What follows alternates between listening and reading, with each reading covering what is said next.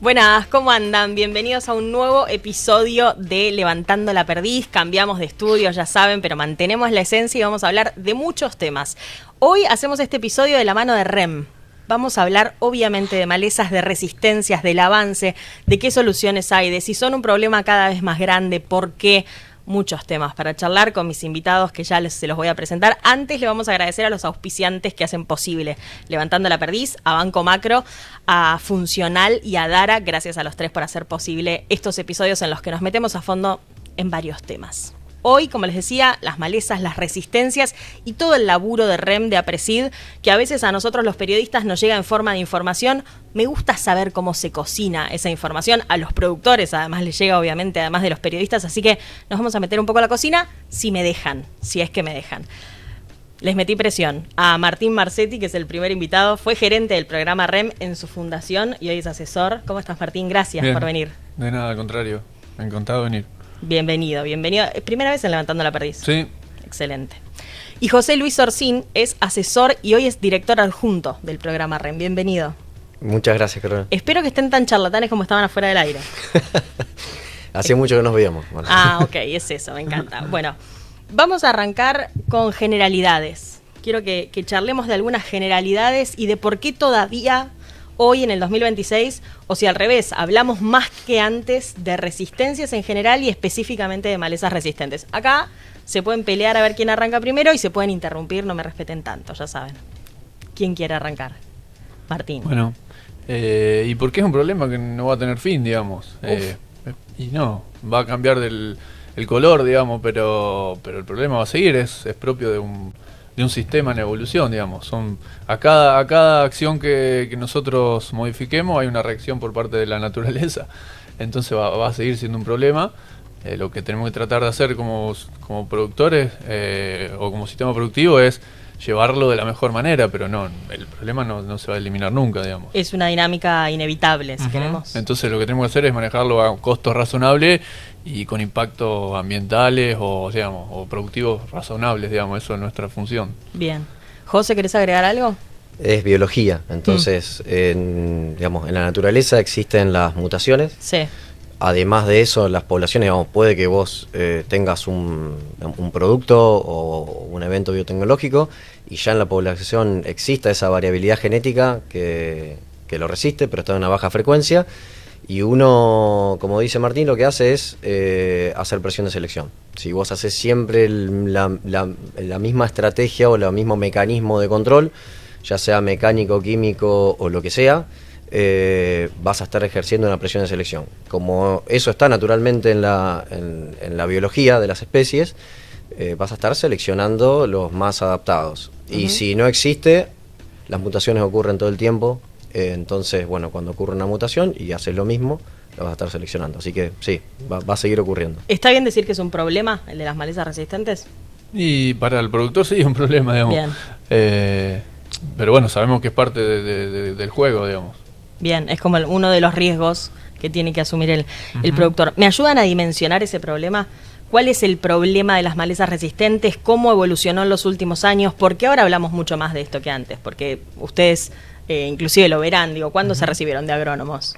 Yo en 2004, fines de 2004. Ok, ¿y ya se hablaba mucho de malezas resistentes? No, yo me crié con, la iniciación mía profesional fue con glifo, mesulfurón y zíper, en todo. Y así me dijeron, vos tenés que dejar glifo, zíper, mesulfurón, fíjate si puedes evitar ahorrarte el 2,4-D cuando tenés tal maleza. Entonces medio que había como si fuera un manualcito de lo que hacíamos en los barbechos. Aparte fue la época en donde había mucho, estaba muy candente el tema del monocultivo de soja, mucha presión con el tema de soja y todo haciendo lo mismo. Incluso se trataba de hasta abaratar en la tracina, en el maíz. Decían, si haces 4 o 5 gramos de mesulfurón, si vas a maíz no pasa nada. Entonces, desde la formación profesional mía, de donde empecé a trabajar en lo que es la agronomía de asesoramiento, era tratar de ahorrar en lo que es costo, porque competías El productor competía en ese momento con que eran pools y demás, y alquileres, lo mismo de ahora, hace 20 años. Pero entonces, con la revolución muy fresquita de las OGRR. Claro, totalmente, entonces hasta ahí vos qué tenías. Años. Sí, vos qué tenías. Tenías solamente el Amaranthus, resistente a imidazolinonas, resistente a lo que era el pivot, que venía de qué? De repetir imacetapir en los cultivos. Entonces, bueno, empezó la resistencia en el 96 de Amaranthus a imacetapir. Y eso terminó rápido porque apenas se declara la resistencia en el 96 entre las OGRR. Entonces, desapareció el problema. Digamos, no sabíamos que ahí venía todo el resto. Y en 2005-2006 empieza sorgo, resistente a glifosato. Entonces fue bastante rápida la respuesta a ese sistema. Pero para tener dimensión en esa época que digamos, presupuestábamos eso, me acuerdo, tengo Excel de aquel momento de lo que se presupuestaba. Gastabas en total en el cultivo, porque después era tratar de repasar y era mayormente glifosato solo, de insecticida lo mismo, porque usaba mucho el piretroide y solo, y pasaba lo mismo, era muy reactivo, muy tratar, si había, obviamente nos hablaba de preemergentes, entonces ibas muy a curar, de las malezas con el glifo a curar, de todo lo que sea enfermedades, triazoles para curar, nos hablaba de preventivo. En plagas lo mismo, todo de volteo. Teníamos endosulfán, teníamos clorpirifos. Entonces vos vivías, los umbrales de hecho para plagas están hechos para volteo. Entonces cambió todo. Hoy, 20 años después, estamos hablando de otros principios activos, de que esos umbrales quedaron preparados para otros productos. Pero puntualmente en el caso de las malezas nos implicó gastar en total en el cultivo de soja $30-35, a irnos 4 o 5 años después, cuando rama negra se generalizó, empezamos a usar diclosulam, gramíneas a $60-70, ya con gramíneas resistentes también. Y no sé, Martín, hoy estamos en $100-120 con repaso de gasto en herbicida. Y difícil bajar de eso, de $100 a $120. Pensemos que los preemergentes buenos para usar ahí en preemergencia ya tenés entre $40 y $50. Ahora han bajado un poquito. Y eso te implica, para que lo llevemos a precio histórico de soja, una soja de $300, gastábamos 1,2 quintales cuando yo me recibí, y hoy está entre 4 y 4,5, para tener una idea, digamos. Pero históricamente, o sea, antes de la revolución del RR también se gastaba eso. O sea, lo que tuvimos un veranito, digamos, claro, de la época del RR cuando arrancó, que hubo unos 10 años, llamémosle, de bajísimos costos de control de maleza, porque funcionaba la herramienta perfectamente. Pero, digamos, si uno va a fines de los 80, principios de los 90, también era muy costoso controlar malezas, que no eran resistentes en ese caso, eran malezas, pero los productos, que eran pocos, eran muy caros. Después, bueno, el RR borró todo eso y eliminó un montón de empresas también que producían esos productos. Y bueno, eso duró 10 años, era súper barato, fácil, y ahora volvimos a lo caro. Y de hecho, me pasó la semana pasada que fui con mi papá a ver unos lotes. Mi papá hace 10 años que ya no se dedica a la producción, digamos, ya cuando yo empecé él dejó. Claro. Entonces como que su película terminó con el éxito del RR, ahí era donde era todo fácil, y ahora va y me dice, che, pero se escapó algo. Le digo, papi, es normal esto, pará un poco, che.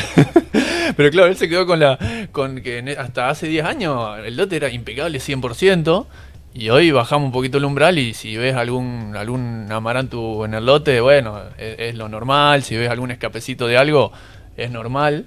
Pero bueno, él se quedó con esa película donde era realmente muy fácil y muy barato controlar todo. Hoy ya tenemos otras expectativas, digamos. Si uno quiere tener el lote 100% impecable, tiene que estar expuesto a un costo muy alto. Y a veces injustificado también, porque que quede algo tampoco habla mal, digamos.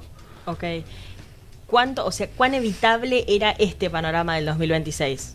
Hace 10 años. Digo, ¿fue simplemente biología esto que me dicen, mutan, se van adaptando, o había un manejo que se podía hacer pero al que nadie le daba bola en esa época? Y a ver, había un manejo más preventivo que implicaba más costo, porque si hubieran usado más activos diferentes, más preemergentes, más rotación de cultivo, bueno, no nos olvidemos que hubo una época donde los cultivos de invierno eran inviables económicamente. Sí, claro. Entonces durante años era soja, el trigo era imposible de hacer, no había quien te lo compre, digamos, a ese nivel llegamos. Entonces, quiero decir, hubo cosas propias del productor y propias del contexto. Claro, hasta la política es culpable de la resistencia. Un poco sí, tampoco vamos a decir que 100%, pero el sistema, digamos, fue un poco haciendo fuerza para ese lado. Y bueno, y después propiamente uno cuando hace un esquema va a decir, ¿para qué voy a gastar de más pensando en que dentro de 10 años? Es un poco así uno, como humano creo también. O sea, es como que no empiezo el gimnasio hasta que me dice el médico. Sí. Entonces es medio así el cómo funcionamos. Y a lo mejor haciendo las cosas bien se hubiera podido estirar. Yo siempre digo, esto se puede estirar, no se puede evitar, porque es biología. Pero sí, en vez de 5 años lo podés tirar a 8 o a 10, digamos. Y en vez de tener 50 malezas resistentes, tendríamos 25 a lo mejor. Pero no es que no tendríamos nada y sería todo fácil, digamos. ¿REM cuándo se fundó? ¿Hace 15? Y en el 2009. 2010. 2010. Bueno, 16 ahí cumple ahora, perfecto. 16 años. En ese momento, quiero ir un poquito a la fundación de REM, que es algo que charlamos en el marco del congreso el año pasado acá con el equipo de REM, pero me interesa recordar ese momento, por qué nace y en qué contexto, porque si hace 10 años esto no era el problema que es hoy, me imagino que eran un poco aisladas las personas que estaban trabajando en el caso. Bueno, ahí viene entonces justamente lo de innovador, digamos, que caracteriza a Presid siempre. O sea, ver un problema cuando es muy incipiente o anticiparlo, digamos. El resto de la gente no lo veía, o si lo veía pensó que era algo pasajero, y acá hubo un grupo de personas que dijeron, no, eso no es pasajero, eso viene para quedarse. Entonces trabajemos en ese tema, digamos. El problema estaba porque arrancan con Sorgo de Alepo, digamos, en el norte de Argentina, y el problema era real, digamos. O sea, había Sorgo de Alepo, pero no se sabía qué hacer o no se comunicaba, quedaba muy dentro de la esfera entre institucionales y científicas, digamos, pero no había divulgación de esa problemática. Al productor común y corriente no le llegaba. No le llegaba hasta que tenía un problema y empezaba a errar, hasta que dentro de 4 años te das cuenta que no iba por ese lado, digamos. Entonces Aparecí dijo, tratemos de comunicar esto para que no te tenga que pegar 3 veces contra la misma piedra para que sea un problema y que el vecino le pase lo mismo y entre ellos ni se enteran, digamos. O sea, ese fue un poco el principio. Que se sepa más, y aparte al traer el tema sobre la mesa también hay más gente que dice, yo puedo hacer algo con esto, desde una empresa de insumo que empieza a trabajar hasta el Estado que dice, che, con esto no tiene, de algún lado hay que formalizarlo, y los productores que empiezan a prestar atención, los técnicos empiezan a capacitarse, o sea, todo el ecosistema, llamémosle, empieza a tomar el tema, digamos.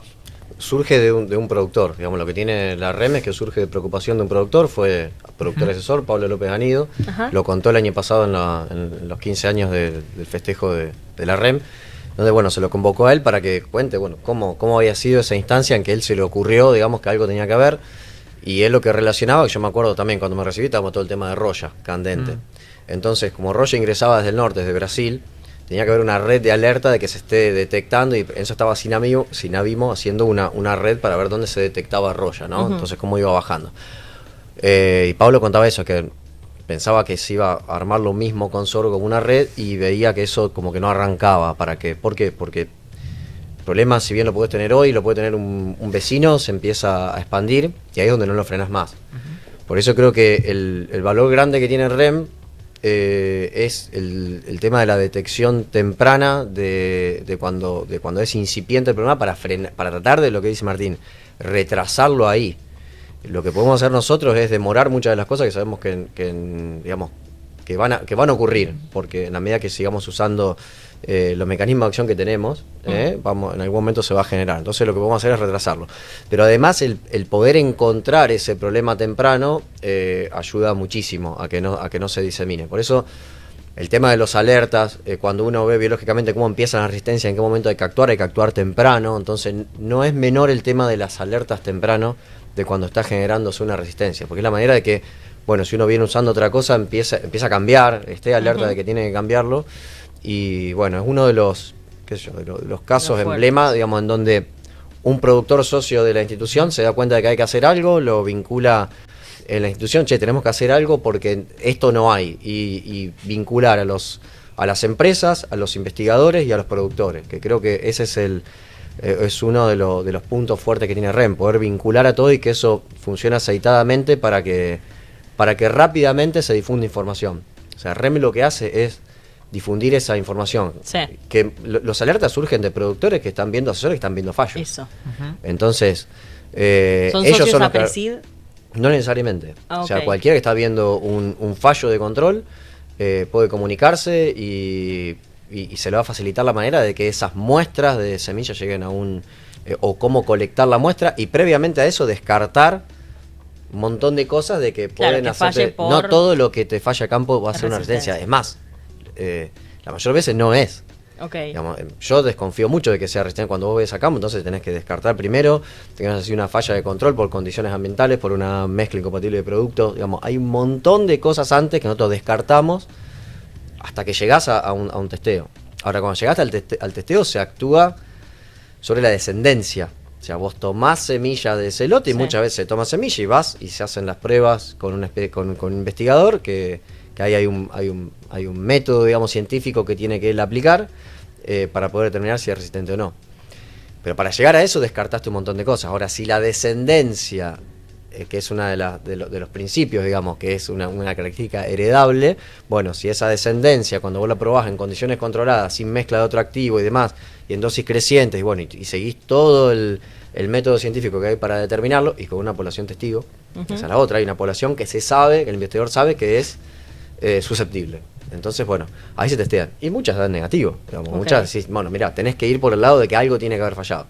Pero seguramente ese asesor o ese productor vio que durante años viene viendo que no controla en tal lote tal maleza, y bueno, y un año no fue que fue la mezcla, un año lo hizo de esta manera, y decís, no, pero ese manchón sigue o se sigue expandiendo, y bueno, ahí es donde empieza digamos, a prestar atención y a tomar muestra.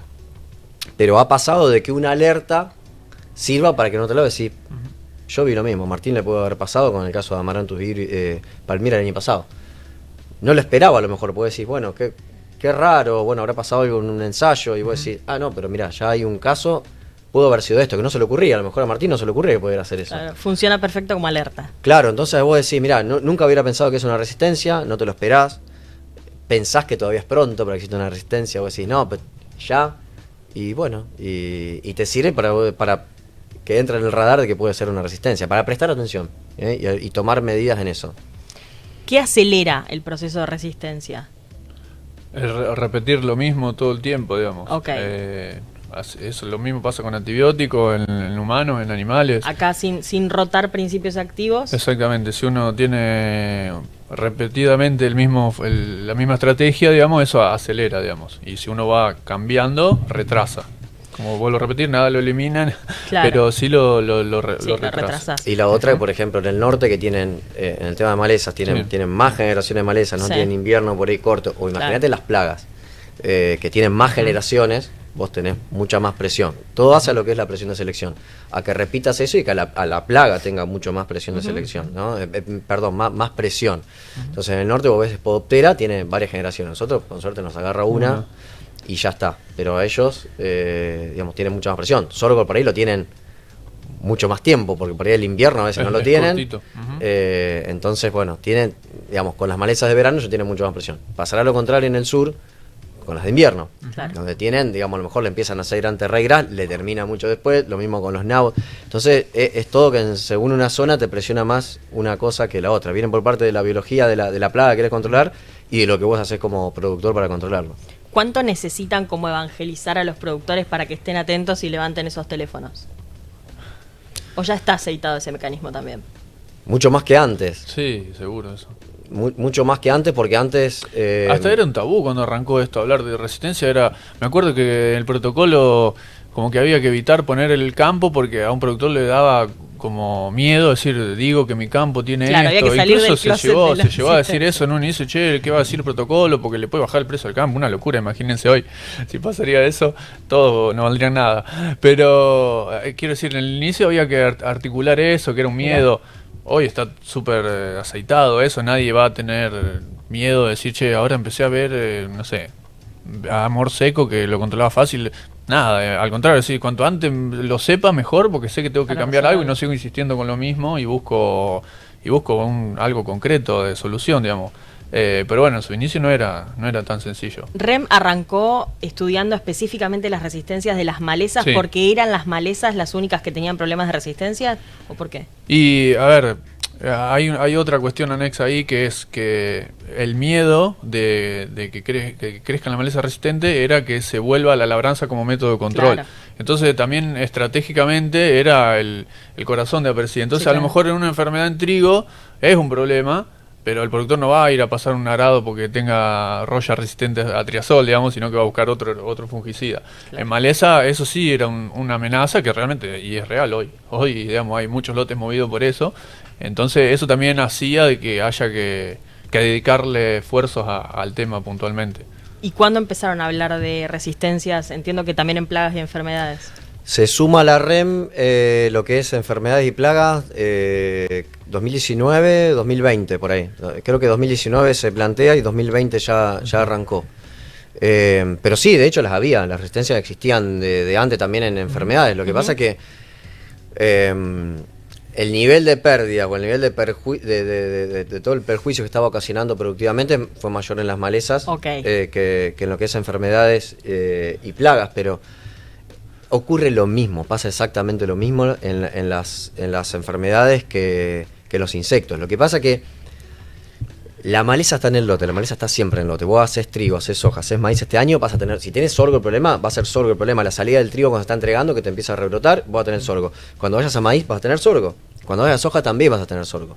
Si tenés roya del trigo, lo vas a tener, digamos, tiene que estar el triángulo de la enfermedad, tiene que estar el cultivo. Si no, vas a tener maíz, no vas a tener roya del trigo, vas a tener la roya del maíz, pero no la del trigo. Entonces es distinta la presión. Y los insectos lo mismo, hay insectos que afectan trigo, pero no afectan tanto a insectos de suelo, por ejemplo gusano blanco, no es frecuente que tengas daño en soja, entonces por ahí claro, no te interesa tanto, pero sí en trigo y maíz. Entonces la presión de selección desde los activos que haces es menor, a mi entender, en lo que es enfermedades e insectos. En cambio en malezas vos todo el tiempo ese lote lo tenés que tratar porque la maleza está en el lote. Así todo, yo veo que el espectro de lo que es fungicida que tenemos es acotado. Tenemos triazoles, esterovirulina y carboxamida, y bueno, los benzimidazoles que se usan poquito, o sea, tenés poquito, tenés más en herbicidas, ¿sí? Pero al hacer un trigo cada año por medio, cada 3 años, eso le saca un poco de presión, de presión al lote.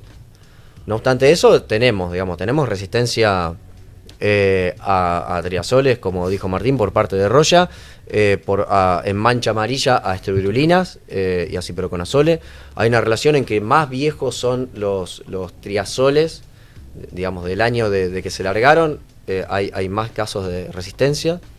Y bueno, y en soja también lo mismo para septoria. Digamos, en septoria tenemos resistencia a esterovirulinas, así que digamos, hay casos citados y son de 2007, digamos, ya tienen bastantes años.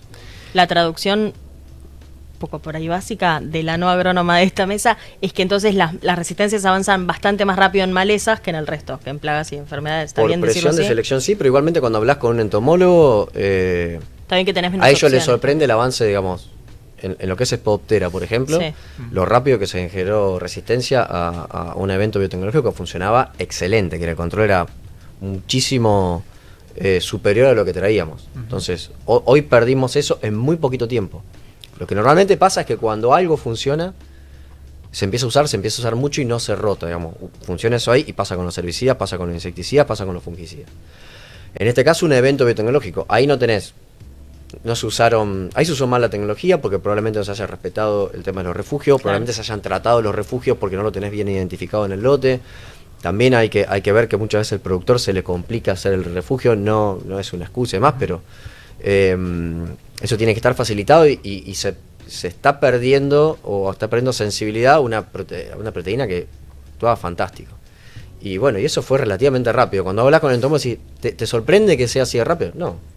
Te dice, como creció en el norte Víptera, nosotros porque no usamos tanto, porque no tenemos tanta presión. Estoy hablando de mi zona, que es centro-este de Córdoba, sur de Santa Fe, no tenemos tanta presión, entonces por ahí no gastamos tanto en esa tecnología, más en otras por ahí, y no presionamos tanto, pero en el norte sí, y bueno, se rompió muy rápido.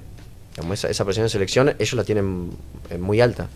No me quiero poner fatalista, pero El problema de esto es que las resistencias avanzan muy rápido y las herramientas nuevas no aparecen tan rápido, y entonces pone en crisis un poco todo, porque el productor dice, ok, lo que está comprometido en este caso es el rendimiento del cultivo, y encima los números de la agricultura no son los de los 2000, por ende, específicamente en la soja eso, pero por ende se empieza a complicar la sostenibilidad de los sistemas productivos.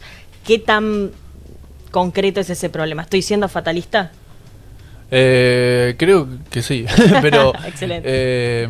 porque después uno termina viendo con el tiempo, y espero que no cambie demasiado, que siga habiendo soluciones, parches, llamémosle, o sea, solución definitiva no va a haber, pero hay. Lo que sí, el ritmo de nuevas moléculas es lento y cada vez más lento, porque las nuevas moléculas están teoricidas, insecticidas. Sí, más lento que antes, ¿eh? Sí, porque la cantidad de regulaciones que hay para poder largar una nueva molécula son muy altas. Eso aumenta mucho los costos de producción, digamos, de lanzamiento. Y entonces, en los últimos 10 años es contado la cantidad de moléculas nuevas, muy contado. También hubo un aletargamiento en la investigación, porque como el glifosato barría todo en maleza, se durmieron los laureles. O sea, dejaron de investigar en eso porque hasta a ellos se les escapó la perdiz. Y durante años invirtieron poco y bueno, y eso es un ritmo muy lento, digamos, de arrancar a investigar no es un año, son 10. Y entonces, bueno, hay muy pocas moléculas. Pero incluso en fungicidas, en insecticidas, uno ve que hacen un lanzamiento cada 3, 4 años para algo que tampoco es de amplio espectro ni para todos los cultivos. Entonces, son puntuales. Y bueno, entonces hay que arreglársela mayormente con lo que hay, digamos. Y digamos, no generar la expectativa de que dentro de 2 años tal empresa te va a traer la solución del Spodoptera que hubo resistencia este año. Quédate tranquilo que en 2 años la van a arreglar. Eso no es así, digamos. Entonces, por ahí hay un poco más de mezcla, de cambio de estrategia para llevarlo adelante, pero no de un activo que arregle la resistencia al insecto, a la maleza o la enfermedad que apareció. ¿Hay último mecanismo de acción de herbicidas son los HPP del año 90, que te den una idea. Después de eso no hubo mecanismo de acción nuevo. Sí hubo principios activos. Claro. Pero esos principios activos están dentro de los mecanismos de acción que a lo mejor vos ya tenés resistencia. Entonces, ¿se generaron nuevos principios activos? Insecticidas, fungicidas, sí. Pero a lo mejor el nuevo triazol que salió no deja de ser un triazol. Por la biología de la resistencia puede actuar en una parte distinta de lo que es digamos, en donde la enzima que inhibe es muy técnico, pero no deja de ser otro mecanismo de acción. Es el mismo, a lo mejor no, digamos, tenés una resistencia a un ciproconazol y no es a esa molécula, pero no deja de ser el mismo. Sí. Entonces, muchas de las, incluso ahora se está mucho con la edición molecular, digamos, se pueden editar moléculas, ejemplo, un graminicida. Se puede salir de lo que estaba y es más rápido poder editarlo para editarlo molecularmente y poder. Pero bueno, después vienen todas las regulaciones más. Ahora, no está saliendo de lo que es una CSASA, el mismo mecanismo de acción. Entonces, si bien ha avanzado mucho, un montón de cosas, mecanismos de acción nuevos no tenemos. Sí tenemos algunos activos nuevos y demás, pero no es, digamos, la solución. Y si lo fuera, vamos a estar otra vez en la misma. Bueno, vamos a volcar a eso y pasa con los eventos biotecnológicos. Tenemos soja resistente a 2,4-D, glufosinato y demás. Y si nos pasamos masivamente a eso y pensamos que vamos a dejar los preemergentes, vamos a dejar de usar preemergentes y ahorrarnos eso en preemergentes, bueno, estamos en lo que vos decías, y eso sería una fatalidad. Porque en nada tenemos la resistencia a 2,4-D, a glufosinato. De hecho, en Estados Unidos ya está la resistencia al glufosinato. Entonces, por más que nos agreguen la biotecnología, nos da herramientas, nos abre un poco el abanico de opciones que tenemos, pero después va a estar en nosotros en cómo las usamos, porque vamos a estar en la misma, digamos, si lo repetimos. Me gusta hacer un doble clic ahí, esto también, full preguntonta, pero para entender si hay alguna manera de escaparle al menos al proceso rápido de generación de resistencias, de evitar que sea tan veloz, digo, sin que implique descansar en la biotecnología o en los productos fitosanitarios. Digo, ¿hay decisiones por fuera de eso que puedan cambiar el ritmo de ese proceso?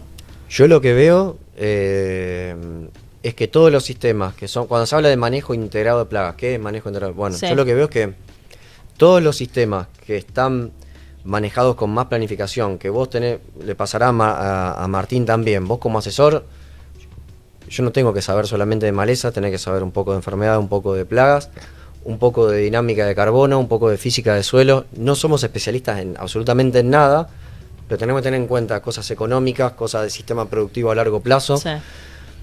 Yo lo que veo es que todos esos sistemas, llamémosle el campo propio, que vos tenés la posibilidad de planificar mucho más, de saber qué va a venir, de meter un cultivo de servicio, de tener mucho más planificado las cosas, donde vos vas a ver lo que vas a hacer, esos sistemas tienen mucho menos problemas de maleza, o le llegan más tarde o lo demorás más, que el campo arrendado, que terminás arrendando tarde, que no sabés si lo vas a tener, en donde la fertilidad no es la misma, no solamente química, sino física. Entonces hay un montón de cosas que intervienen. Lo ves en las fitotoxicidades que pueden generar los herbicidas, por una cuestión de suelo, de materia orgánica. Entonces, para mí el manejo integrado de plagas es eso. Es que vos en muchos casos vos tenés en cuenta un montón de cosas que considerás. Martín antes habló de la labranza. ¿Podrías hacer una labranza? Sí, para que tenés que controlar maleza la podés hacer y lo vas a controlar. Pero uno tiene en cuenta un montón de cosas que aprendes de lo que te demoraste en generar esa materia orgánica, de las cosas que ocurren, y que si una empresa tiene que salir del paso porque tiene que salir a producir ya mañana porque se termina la fecha de siembra y tuvo errores, y después corregiremos los errores, pero si vos tenés que salvar la vida ahora, bueno, sí, y tenés que recurrir a eso, bueno, y sí, lo vas a hacer, pero ten en cuenta que ocurren otras cosas, pero bueno, la empresa tiene que sobrevivir este año y, bueno, después revisemos qué pasó. No nos podemos poner a discutir ahora el efecto en la materia orgánica. Tiene que sobrevivir, bueno, pero mirá que tenemos que salir en el que viene de otra manera. Eso no puede volver a ocurrir. Entonces, uno ve que los sistemas más saludables tienen menos problemas. De manera general. ¿Tenés otras complicaciones? Sí, a veces el exceso de cobertura nos generan ciertos problemas. Son problemas lindos para resolver, pero bueno, hay otros que no los tenés. Uh-huh. Y en general tienen muchísimas más satisfacciones. Entonces yo creo que va por ahí el tema de retrasarlo. Hay cosas que te van a llegar como a todos, pero esos sistemas yo los veo que me cuesta mucho menos manejarlos. Aparte, la cabeza del productor es otra, tiene otros tiempos y las cosas se pueden plantear de manera diferente. Después discutiremos el contexto, lo que decía Martín antes. Mucho tiene que ver todo el contexto. Y bueno, a veces en el campo propio podés hacer ciertas cosas que en el arrendado no te lo permite, uh-huh, y que esas cosas llegan en menor medida. Bien. ¿Cuántas resistencias hay declaradas? Iría por cada uno de los rubros. Esto para clip de las redes. Y hay 50 biotipos. No tenemos tiempo para tanto. no vamos a ir las viendo más una problemáticas. por uno. ¿Cuáles son las más problemáticas hoy? A ver, diría que... Imagino que inclusive debe ser según la zona también. Eso te iba a aclarar, digamos. O sea, en el sur es raigras y crucíferas. Okay. Son dos grupos grandes. Ahí hay varias resistencias porque hay a diferentes activos y apiladas también. Pero digamos, como que el sur tiene ese foco grande en eso, si bien también tiene yuyo colorado, tiene alguna gramínea, sí, pero la preocupación grande pasa por raigras y crucífera. Y en cambio, en el centro medio que se junta todo. Yo siempre lo cargo a José Luis porque digo que él se trae semilla a todos lados para tener todas las problemáticas. Pero en el centro es como que se junta un poco lo que viene del sur, que es raigras y crucífera, y todo lo que viene del norte, que es yuyo colorado, todas las gramíneas, claro, que hay como 10. Entonces medio que se junta eso. Y bueno, y más al norte, raigras y crucífera del sur no llegan porque no encuentran el ambiente, digamos, para desarrollarse, pero sí hay yuyo colorado que está de punta a punta, rama negra también está de punta a punta, y dentro de las gramíneas hay varias, está equinoclo, leucine, sorgo de Alepo, digitaria, así que hay varios y sí, son más regionales. O sea, uno va entre ríos y tiene sobre todo el capín porque son zonas arroceras, como que tiene sus nichos, digamos, después, uh-huh, de distintas malezas. Ok, ¿y en enfermedades y plagas? No tengo tan claro lo que es enfermedades y plagas, pero sí puedo, revolviendo un poco la cabeza, sé que, por ejemplo, en cebada hay resistencias a lo que es en ramularia, uh-huh, triazol, estrobilurina. Lo que no tenemos, lo que yo en mi caso tengo tan claro es qué cantidad de biotipos y demás. Y no sé, uh-huh, si lo está, supongo que sí, pero por ejemplo tenés ramularia en cebada, tenés a tres, digamos, mecanismos de acción, triazol, estrobilurina y carboxa. Creo que mancha en red lo es asterovirulinas también. Todo esto a checar porque estoy tratando de recordar. Uh-huh. Dije antes lo que es trigo, el tema de las estrovirulinas para las manchas, los triazoles para lo que es las rollas. Uh-huh. Tengo entendido que cipro también a lo que es manchas en trigo. Soja septoria con estrovirulinas, se ha usado durante muchísimo tiempo como preventivo las estrovirulinas, ya tenés resistencia. Y en lo que es, por ejemplo, Cercospora kikuchi, creo que ya naturalmente es insensible a lo que es carboxamidas y tenés resistencia a estrubirulinas, a benzimidazoles, como es el carbendazim, y a ciproconazole. En insecticidas ya hay pérdida de sensibilidad a clorantriniprole, una molécula excelente, que por el uso que se le dio, por ejemplo, para Spodoptera, rápidamente generó pérdida de sensibilidad. Entonces ya tenemos resistencia a lo que es clorantriniprole en lo que es Spodoptera. Y después, por ejemplo, haber pedido la proteína intacta en soja rápidamente con Rachiplusia, la medida que se masificó fue muy cortito. Muy poco tiempo, lo que decías antes, ¿en cuánto tiempo se perdió? Y yo pensé que iba a durar, porque además todavía hay mucha soja no intacta. Sí. Sin embargo, fue muy rápido. Pero ¿qué pasa? Rachiplusia tenés presión en muchos lados, pero yo digo, bueno, mucha zona va a actuar como buffer, digamos, soja no intacta. Refugio natural. Y sin embargo vimos que perdió sensibilidad bastante rápido, a mí me sorprendió. Y bueno, y en maíz hay resistencia a todos los eventos ya. Claro, en maíz se fue apilando y Spodoptera lo pudo hacer. Spodoptera una plaga, si voy a preguntar a los insectos, debe ser la plaga estrella, digamos, porque a nivel mundial además lo es. A nivel mundial, resistencia a todo, digamos, como lo es para las malezas coniza y amaranthus, por ejemplo. Lo que pasa que, bueno, en REM empieza por ahí con malezas, se documentó desde un principio, son lo que dijo Martín, 50 biotipos, hay 29 especies, digamos, no hay especies que tienen uno o más biotipos, digamos, con alguna resistencia. Sí. Los mecanismos de acción son 6, y bueno, muchos de esos son apilados, digamos, deben haber como 20 apilados, quiere decir que son resistentes, por ejemplo, a glifosato de midazolinona, a glifosato de graminicida, digamos, ya tenés más de una resistencia, o hasta triple o 4 resistencias en el caso del sur, lo que es crucífera, ¿no? Estaba tratando de repasar mentalmente. Ayer me crucé en Twitter, en X, con una noticia, creo que de algún portal del norte, hablando de problemas en maíz con cogollero. ¿Está bien dicho? Sí. Gusano cogollero. Gusano cogollero es el nombre vulgar de Spodoptera. Sí. Bien, ok. ¿Y se está viendo problema en resistencias? Concretamente es este que mencionabas. Claro, ahora sí. Una proteína que funciona muy bien, que está en varios eventos biotecnológicos, que es la proteína de Biptera. Se empezó a ver pérdida de sensibilidad desde hace 1 o 2 campañas, creo más, no lo recuerdo. Pero bueno, ya está, digamos, ya se hicieron los testeos correspondientes para cría de isoca y ver un material, digamos, una susceptible y una población con sospecha. Lo mismo que se hace en maleza. Sí. Hecho en, digamos, se cría en esa descendencia, y si la descendencia tenés una población susceptible y una que sospechás de resistencia, bueno, lo ponen en las mismas condiciones a comer material Biptera y bueno, y se pudo confirmar de que tenés pérdida de susceptibilidad a esa proteína. Recordame la zona en la que laburabas. Yo estoy sudeste de Córdoba, departamento Marcos Párez, y Unión, por ahí, sur de Santa Fe. ¿Llegó la chicharrita ahí en su momento, a la campaña anterior? Sí, ahí llegó la chicharrita. Nosotros tenemos, es una zona de mucho potencial donde normalmente el maíz se hace temprano. Tenemos un 90% de maíz temprano. Así, y muy poquito de 10% de tardío o menos, según la campaña. Así que nos llegó al 10% del maíz tardío, nos llegó, sí, sobre todo el maíz que estuvo sembrado después del 20 de diciembre. Los que tuvieron tempranos tuvieron poquito o nada, los que tuvieron sembrados después del 20 de diciembre, después de Navidad, para poner una fecha, esos estuvieron golpeados en pérdida de, no lo sé porque no tienen testigo, pero de lo que vos esperabas que rinda, debe haber sido un 40-50%. Hubo merma importante. Aparecieron rápido soluciones químicas para la chicharrita, entiendo rápido, digo, corríjanme si no es así, pero entiendo que sí, que se empezaron a probar por equivalencias productos que ya se estaban usando en otros mercados como en Brasil, que ya tenían este problema un poco más conocido. ¿Puede aparecer, o sea, puede haber algún error por el que termine apareciendo una resistencia? Sí, podría haber. Pero no es un problema hoy.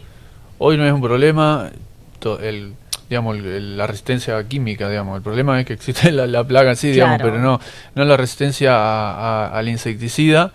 Pero tengo entendido que en Brasil ya hay, porque en Brasil es endémica, sí. De hecho, los insecticidas tienen controles regulares, digamos, hasta el momento. No hay controles demasiado efectivos a campo. Por ahí sí a laboratorio, pero a campo uno no ve que, como pasaba con clorantraenilprole, decía José Luis, en Spodoptera, donde vos hacías y tenías un control 100% y te quedabas chocho, acá vos aplicás y medio que tenés que esperar, que rezar un poco y no ir a verlo y después ir a verlo. O sea, no creo que sea un gran problema ese de la resistencia en Dálvulus hoy por el momento. Pero podría darse, o sea, como cualquier... Pero tendría que pasar bastante tiempo, como le pasa y de a aplicaciones repetidas de lo mismo, digamos. De hecho, en Brasil usan distintas cosas, mezcla de biológico con insecticidas, distintos insecticidas, o sea, usan unas bombas bastante interesantes los brasileños. Brasil es el norte nuestro acentuado en lo que es plagas, porque la humedad y la temperatura hace que todo suceda muy rápido, entonces no hay tiempo de dudar con plagas allá, porque te lleva todo, digamos. Entonces, como que cuando empieza a haber problemas graves de plaga, normalmente miramos a Brasil y decimos, bueno, es esto un poco acentuado.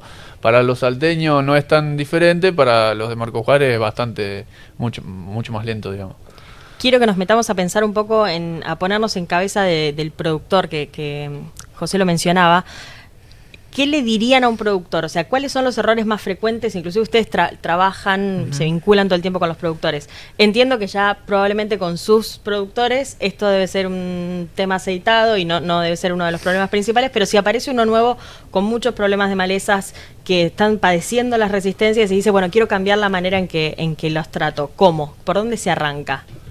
Primero, la base es la planificación, como dijo José Luis, o sea, la diferencia que uno ve en el productor que uno asesora, que por lo menos son los que uno tiene, que ya sabe que si bien puede cambiar un lote porque este año el girasol dio más número y el año que viene hay siempre ese cambio, pero uno sabe que este lote que ahora tiene va a tal otro, entonces uno ya usa determinado herbicida y sabe que ahora estamos boleando vicias sobre los maíces porque ahí después sigue otro cultivo. Eso es la base y es espectacular. Uno habla a veces con colegas que no tienen esa suerte y tienen que apagar incendio todo el tiempo porque trabajan en agronomía y te vienen a llamar, che, andá a verme aquel coso, que es un despelote continuo, digamos. Eso sí es estar en la trinchera, digamos, esperando los tiros, digamos. Uno afortunadamente puede trabajar en la planificación y es lo que hace la gran diferencia, digamos, de saber, mira, este lote no lo hagas ese cultivo porque hasta que no bajemos la presión de tal maleza no lo hagas ahí. O sea, si sabés que está tapado de Alepo, bueno, esperemos 2 años para hacer maíz, bajemos un poco esto. Si uno agarra un producto nuevo, por ejemplo, después ya cuando soluciona la situación, ¿en cuánto tiempo lo acomodas un poco? Y depende mucho de la maleza. Las anuales son más rápido porque las malezas anuales nacen de semilla, entonces con buenos preemergentes en un par de años no la elimina nunca, o sea, la maleza va a seguir ahí eternamente, pero baja mucho la presión. Las que son perennes son malezas que tienen mucho, digamos, estructura de reserva, rizoma, entonces eso lleva más tiempo y no te puedes dormir, digamos, porque un par de años le bajaste un poco la guardia y retrocedes. Pero diría que las perennes son un poco más lentas. Pero bueno, volviendo, la planificación es el número 1, digamos. Si vos arrancás con alguien nuevo, decir, bueno, organicémonos, armemos mínimamente un esquema, digamos, de rotación, de hacia dónde querés ir vos, y bueno, y después estar arriba de todos los procesos. Muchas veces vale más el proceso en sí que el herbicida. O sea, uno puede usar el mejor herbicida, pero si te lo aplicaron tarde, te lo aplicaron un día a las 2 de la tarde porque justo estabas ocupado el pulverizador, lo mezclaron con algo que se cortó, o sea, o un montón de cosas, sembraron, esperaron hacer el preemergente, te llovió y ya nació bueno, un montón de cosas que salen mal. Claro, que no es la elección del producto como entonces tal. Uno normalmente ve que el productor que viene mal es porque hace todas esas cosas sin planificación, enredado, va a buscar los productos cuando ya sembró el cultivo y entre que le llegó el producto ya, bueno, todo ese lío. En cambio, ordenar eso muchas veces es más importante que el producto en sí, que no le bajo mérito porque, o sea, hay diferencia enorme entre marcas y activos y demás, pero que no se confíe de que, porque tengo en el galpón los 5 productos más caros, tengo que solucionar el problema de maleza. No es ese, digamos, es mucho más estar arriba, el monitoreo, el seguimiento del lote, aplicarlo bien, o sea, tener una rotación planificada, todo eso, el proceso en sí, y después mucho de... por lo menos en el último año estamos haciendo mucho de manejo sitio específico, llamémosle, que se hace por ahí con híbridos en densidad y nutrición. Bueno, en maleza es aplicarse manchón, disquear el rodalcito ese de Alepo para cortar rizoma, o sea, cosas muy de pequeña parte del lote, te hace frenar mucho la evolución, digamos. Que no es la aplicación selectiva. También, eso si uno tiene la tecnología, si uno tiene esa tecnología, es espectacular, digamos, uno baja mucho el uso de herbicidas exactamente y mejora el control. Eso por ahí no es, en el norte es totalmente frecuente, por ahí en nuestra zona eso no es tan frecuente, donde está funciona bárbaro, pero donde no está se puede hacer un poco más casero, llamémosle, bien, con un poco de gana, digamos, y tiempo. Y bueno, el que le dedica más tiempo a esa quirúrgico, digamos, como más de nicho, también el control es mucho más efectivo y prolongado, digamos, que andar siempre apagando incendios, digamos. Así que y el productor lo fue aprendiendo en los últimos años porque le permite bajar costos. O sea, en vez de aplicar a 100 hectáreas, aplica 4, digamos, claro, de un producto caro 2 veces.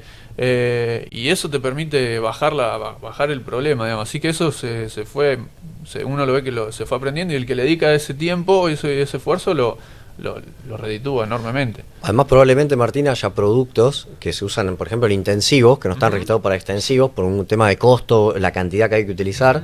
Hay algunos de ellos que son muy efectivos para controlar, por ejemplo, sorgo, y que a lo mejor con ese mecanismo lo puedas utilizar, ¿no? Que vienen de otra. Claro, si no tenés que usar tanto. Me parece que puede abrir el juego a otros activos que no lo estamos usando, no tienen registro para usar en extensivo. Ok, vamos a cerrar con un ping pong que armaron las chicas que producen este podcast. Me da un poco de miedo. No, cero, es sobre malezas, no teman. Pero antes quiero, y casi que vamos a apuntar al clip de las redes sociales. ¿Qué está en juego si no cambiamos la forma de controlar o también controlar, manejar las malezas de acá a los próximos años? Sale el título ese, Martín. Sí. O sea que va a ser el título, sí. ¿Qué está en juego? Todo, sí, todo, no sé. No, la verdad es que no quiero exagerar, porque yo creo que vamos a seguir produciendo dentro de 10 años, nos vamos a encontrar de nuevo acá y va a seguir habiendo maíz, va a seguir habiendo soja, va a seguir habiendo trigo. Nos quedamos todos tranquilos. Sí, acá. O sea, obviamente quizás con más costo, quizás con más tecnología, porque ya una aplicación selectiva no va a ser solo para el norte, sino que lo va a tener que tener más cantidad de gente, pero creo que lo vamos a ir acomodando el sistema, no va a desaparecer, no peligra la producción nacional por esto. Sí, como digo, hace falta más conocimiento y tecnología arriba quizás que antes, pero se va a seguir. Sí, se traduce en la renta. Para el productor, ¿en qué está en juego? La renta, la rentabilidad. Y como los números son cada vez más finos, bueno, vos estás compitiendo con otros productores que trabajan en el mismo campo que vos y demás. Entonces, vos tenés que ser competitivo con vos mismo contra toda la coyuntura que tenés, pero además, digamos, esto es una cuestión de costos que te pueden ir creciendo, pero por suerte hay algunas tecnologías que han ido bajando costos. Un tema de un dron, antes vos pensabas que había una empresa que te tenía que venir a prestar un servicio, hoy ya está a costo accesible a que un productor pueda tener un dron y pueda hacer un manejo, como dijo Martín, no de aplicación selectiva, pero sí de manchoneo. Claro. Y ya tenés un vuelo con un dron común y atrás un equipo que pueda ir a hacer un manchoneo, el pulverizador convencional o un dron directamente. Entonces, bueno, hay cosas que eso hacen que no se haga tan caro, pero también están que vos lo sepas utilizar. Entonces ahí está el conocimiento. Y eso no, decís, está bajando el costo de la tecnología de un dron no vale más, quizás los $50.000 que valía, lo conseguís por la mitad en muy poquito tiempo, pero está la parte de conocer la tecnología y cómo lo podés usar. Porque hay un montón de cosas atrás de cómo tenés que aplicar con un dron. Sí. Entonces, ¿tenés más cosas? Sí. Bueno, pero eso va a hacer que vos te pongas fino, y ahí está donde se pone en juego la rentabilidad. Entonces, ¿qué está en juego? Eso. Y que vos te capacites. Y lo que tiene que haber atrás para mí de todo eso es un asesor. El productor que llega tarde va a estar, digamos, ya no va a haber dron que valga, no va a haber selectiva, ni nada. Entonces, lo que vale un agrónomo que esté atrás, no digo especializado, pero sí, los chicos que están en agronomía, que los van a buscar para ir a poner un incendio, pobre, no pueden hacer magia. Charlamos con ellos y ¿qué haces? Y nada, ¿qué vas a hacer? Ahí no tenés muchas cosas para hacer. Entonces el costo es mucho mayor de lo que tienen que gastar en esa aplicación. Con eso pagan un asesor todo el año para que lo asesore integralmente, lo que dijo Martín, cultivo de servicio, digamos, de manera integrada en su sistema de producción, en lo económico, o sea, en todo el resto. Excelente. Una alerta sí que pondría es la prohibición de algunos productos por parte de... O sea, que no nos saquen, digamos, de la caja de herramientas algunos productos por prohibiciones, sobre todo en otros países.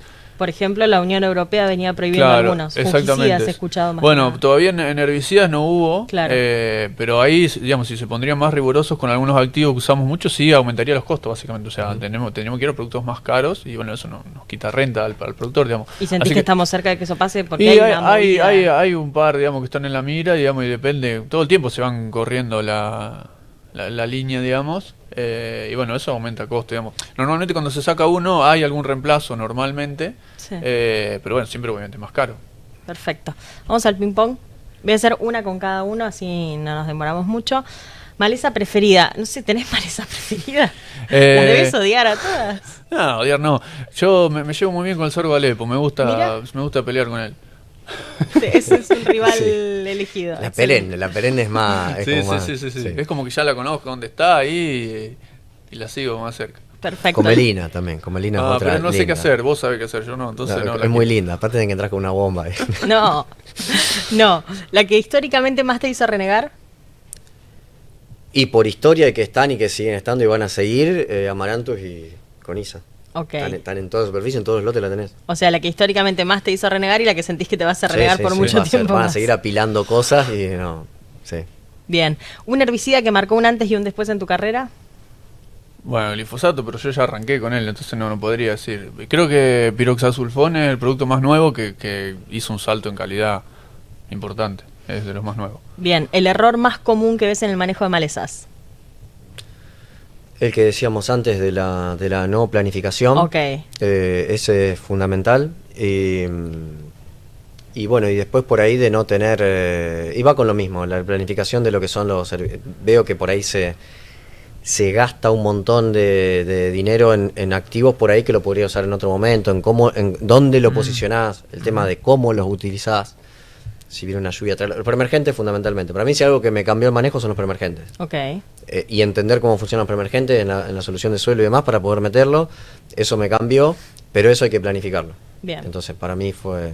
Planificación y estar en el día a día también te pasa, porque o sea, vos podés dejar escrito en un lugar, hagan tal cosa, pero las condiciones cambian, las prioridades de lotes cambian, entonces yo tampoco entiendo a esos asesores que van cada 3 meses al lote, como hacen, digamos, o sea, que decís, en esta campaña vamos a usar tal producto, pero si uno está viéndolo, eso también no sé cómo funciona realmente.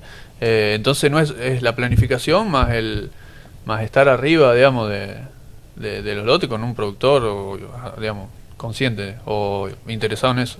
Me gusta que nos carguemos un par de asesores. El productor que diga, che, el mío va cada 3 meses.